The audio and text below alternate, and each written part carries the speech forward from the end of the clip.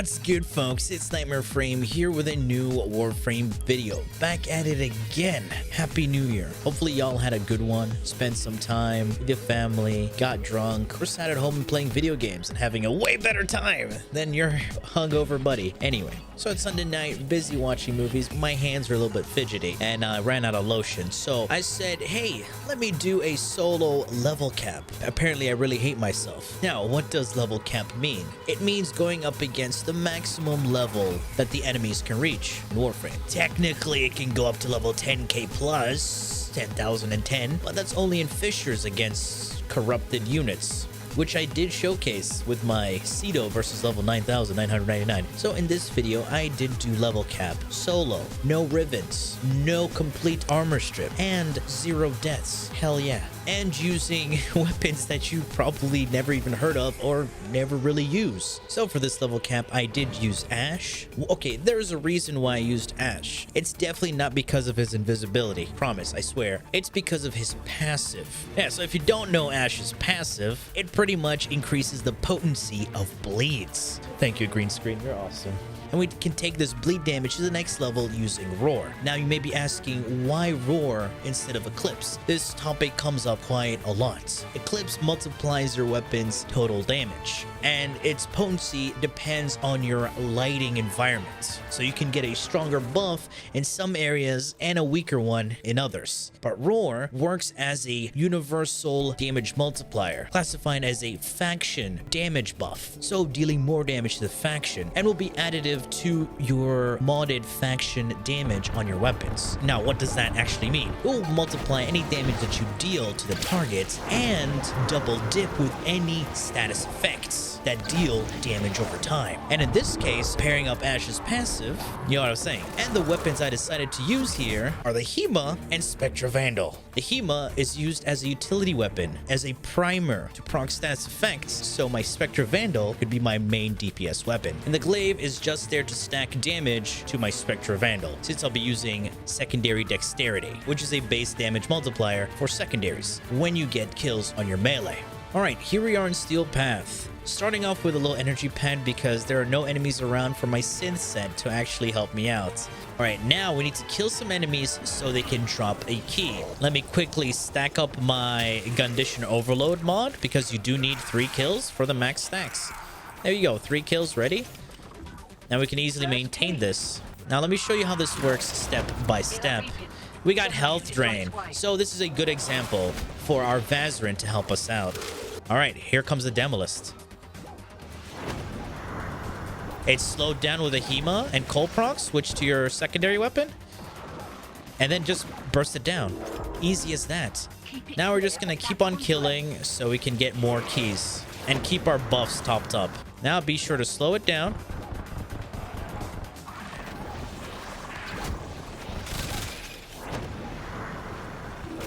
Easy as that. Here we go. We got a blue key and we have a cyan key. So now usually you don't have to complete each one. You can just complete one and rush the others. So I can pick one up with the operator. Void dash, stick in the blue key, and now I have a cyan key with me. And I can just slot that in and rush it. Depending how comfortable you are, you can kill both of the Demolists.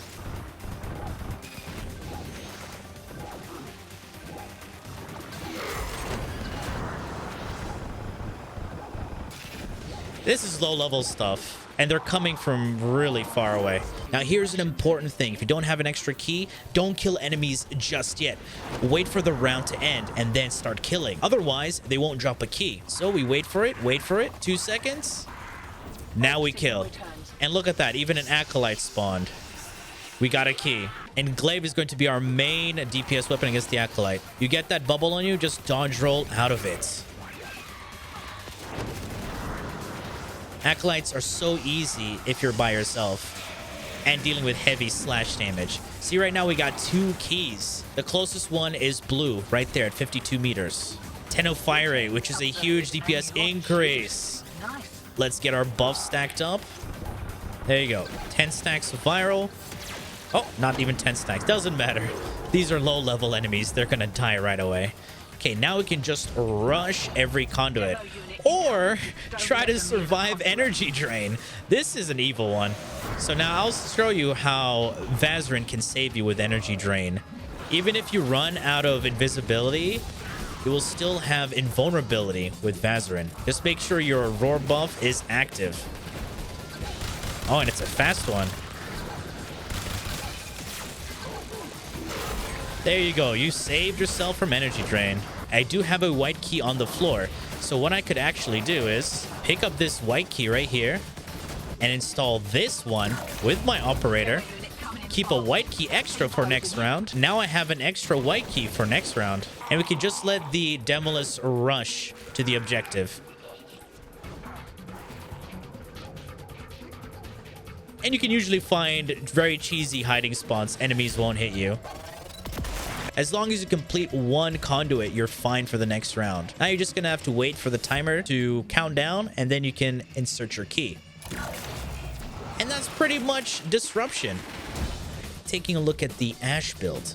I have enemy radar and the aura, so I can get a consistent view of incoming enemies. Prime sure-footed, spending less time on your butts, is a huge DPS increase. Arcane precision is going to be another base damage multiplier. So basically getting a headshot will give me 300% base damage on my secondaries. Power strength at 243% thanks to blind rage and umbral intensify. This will bring my roar up to 72%. That 72% is going to be additive to my faction mods, so increasing my bleed damage even more. Bigger swap will give me more swap speed between the two guns and will give me a base damage multiplier as well. Rolling guard for survivability, prime flow and equilibrium for the energy income. Natural talent, as you can see here, I am not using any of the augment. Natural talent is just here to increase my cast speed, so every ability is just smooth.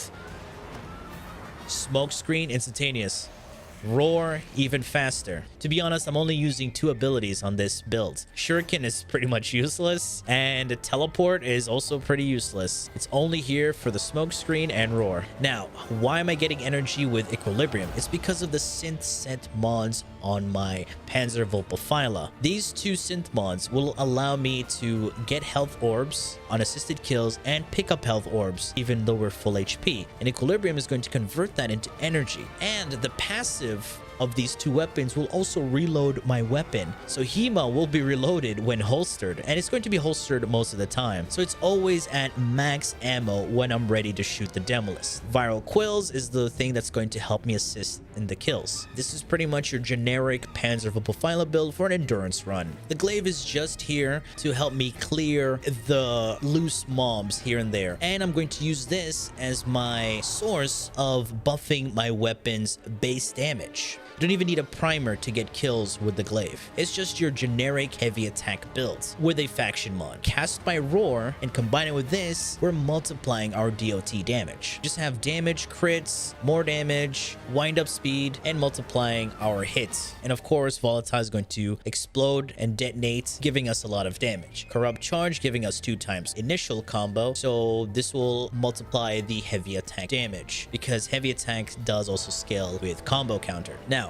getting melee kills will buff my Dexterity Arcane. Secondary Dexterity here is going to be our base damage multiplier, meaning this is where our raw damage is going to come from, our initial raw damage. And it gives us some combo duration and holster. Holster speed is going to be very useful switching between the weapons. Now, this is my pure bleed setup. Sorry, our base damage multiplier coming from Dexterity, our faction mod, multiplying our bleed damage against the faction up against. Multi-shot, crit chance, crit damage, a bit more multi-shot and fire rate, and additional fire rate. Trust me, you need a lot of fire rate. I did do a run without the fire rate, and I noticed a DPS decrease.